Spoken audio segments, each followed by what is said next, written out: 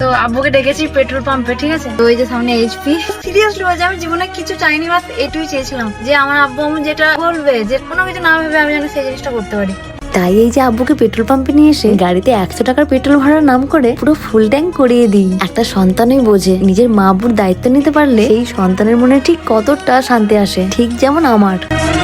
ভাইকে বললাম ভিডিওটা করবি, ভাই কি করলো, কি করেছে, ভিডিওটা কি করেছে কিছু বুঝতে পারলাম না। তো আসল কথা হচ্ছে টাকা নেই, গাড়িতে না গেলে টাকা থাকবে কোথায়, হাত খরচের টাকা নেই। তো তার জন্য মোড় আসছিল না, যে মানুষটা প্রতিদিন বিকেল হলে মোড় আসে, কিন্তু সেই মানুষটা ঘরেই বসেছিল। তো সেটা দেখলাম আমি, আমার এত খারাপ লাগলো। এখন গাড়ির ব্যাপারটা যারা লরি চালায় তারাই বুঝছে যে এখন লরি সেরকম ভাবে আর চলে না। তো সেই জন্য আব্বুর কাছে সেরকম বেশি টাকা নেই।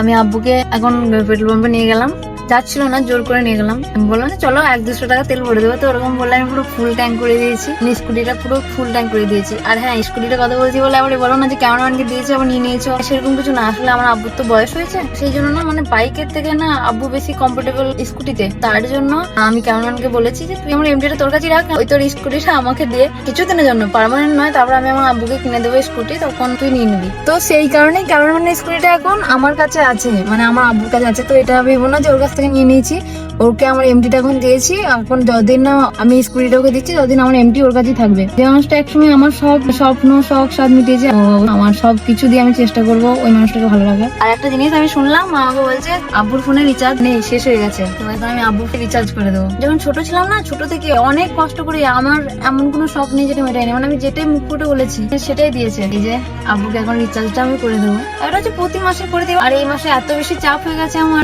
পুরো মাথা খারাপ, কি বলবো। আমি রিচার্জটা করে আব্বুকে ফোনটা করবো, জিজ্ঞেস করবো যে রিচার্জ হয়েছে কি হয়নি। সব থেকে বড় কথা হলো আমি এখন যেগুলো করছি সেইগুলো আমার মা আব্বুর কষ্টের কাজে কিছুই না। Recharge complete. যাই হোক, আব্বুর ফোনে রিচার্জ হয়ে গেছে, সাকসেসফুল হয়ে গেছে। এবার আব্বুকে ফোনটা করি, দাঁড়াও। ভালো লাগে যখন মানুষগুলো মুখে ভাই নিতে পারেনি, ক্যাপচার করতে পারেনি, তাই ফোনটা করি, দাঁড়াও।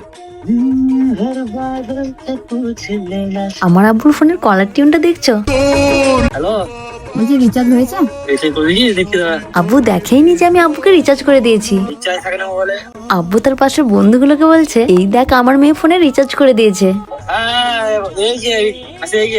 হয়েছে হয়েছে, ঠিক আছে। খুশি তো? খুশি মানে মোবাইল আর কোনো চাপ নেই তো? না না, ঠিক আছে, এবার মুখে হাসিটা যেন দেখতে পাই। হ্যাঁ ঠিক আছে, আচ্ছা ঠিক আছে। মানে আমি হাসি দেখতে পাচ্ছিলাম না আমার আব্বুর মুখে। যাক, আর কোনো চাপ নেই বলেছে। আব্বু তোমার মুখের হাসির জন্য এই যে তোমার ফালতু মেয়েটা সব করতে পারে।